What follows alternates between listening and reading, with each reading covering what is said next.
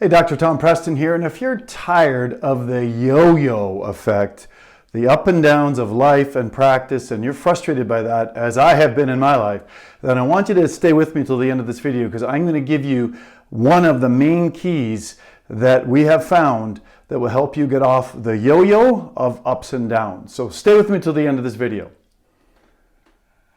I can tell you that one of the reasons that most people have trouble with the ups and downs of life is because of a lack of focus. Squirrel! Right? I mean, so many of us have like some version of what would be labeled ADD or whatever, right? Because there's all of these information-based pieces coming into our world, all of these shiny things to chase and look after, and it's easy for us to get distracted and get off focus. I absolutely promise you, if you look at your stats in your business, that you will find that when you are not ideally focused is when you are definitely going to see a dip in your business. So the question comes up, how do you stay focused? How do you stay on track? How do you keep the sine waves of life consistent? But let me just talk about the sine wave of life for a minute. I can tell you that my study of quantum physics has taught me that there definitely is a matrix of energy in the universe. Now behind that is a quantum intelligence. But let's just talk about the energy for a minute. Energy moves in wave forms, and the most common waveform is in fact the sine wave. By its very nature, sine waves go up and down.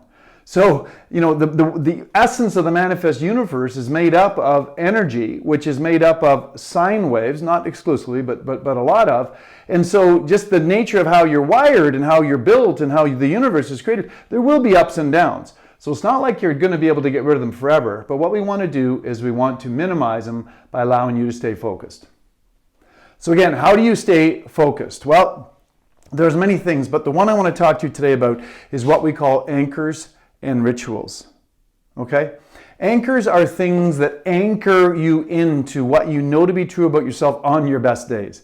That part of yourself that only your best friends know about. That part of you that recognizes that you are an amazing, talented, fabulous, brilliant, and gorgeous human being. And that you have all the potential in the world to become anything you want to become, so you can do whatever it is you want to do and have whatever it is that your authentic heart desires. Okay? That's what we want to anchor into.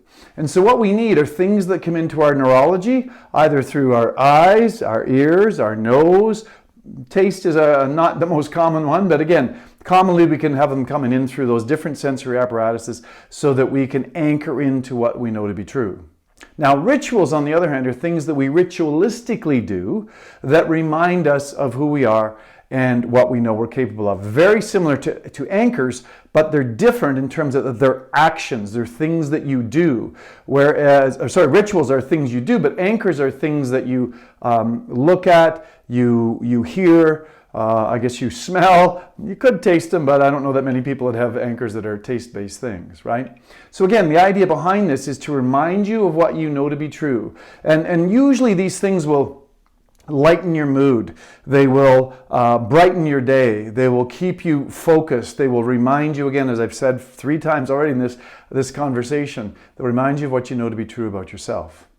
So I've got several of them. I'm going to share them with you today because these are things that I have learned over time that will help me ground in and anchor in to what I know to be true about myself on my best days. Now, how you go about finding these are things that I have found, that I have learned about. And very commonly, these things are tied to your core values. So getting clarity about your core values, who you are, who you're not, can be a great adjunct.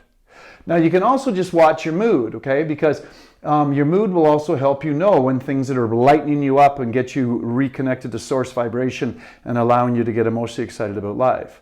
So things that brighten your mood, things that, like music, for example, is one that lightens my mood, that reminds me of good times in my life. And so music can literally be a ritual and or an anchor for me to get connected to source vibration, to remind myself of what I know to be true, and so on.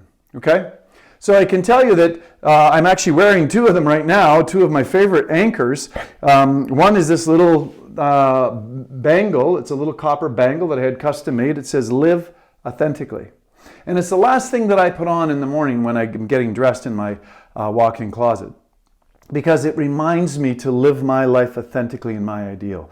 And I brush against this thing, I look at it, I move it around in my wrist periodically through the day. So again, it's a sensory thing, it's kinesthetic, so I feel it, but it's also visual because I see it. And also, I guess in some ways, a visual hearing piece because I also read Live Authentically many, many, many times a day. Now, another one that I have on my wrist is this little leather bracelet. This is actually the second version of it. The other one just wore out. I had it for many, many years, over 10 years. And what this is 3 simple little strands of leather that are actually, it's long enough that it actually forms 3 strands.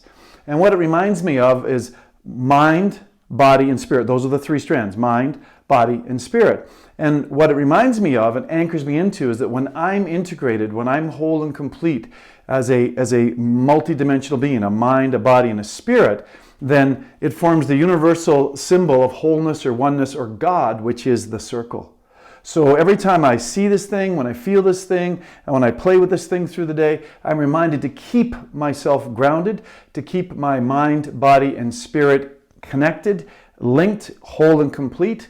And as a result, that I will be closer to wholeness, oneness, if you allow me to source vibration to God, so that I can be as complete a being as I can be. Stay with me. We're going to go on a tour of my home, and I'm going to show you some of the other anchors and rituals that I have and do every day.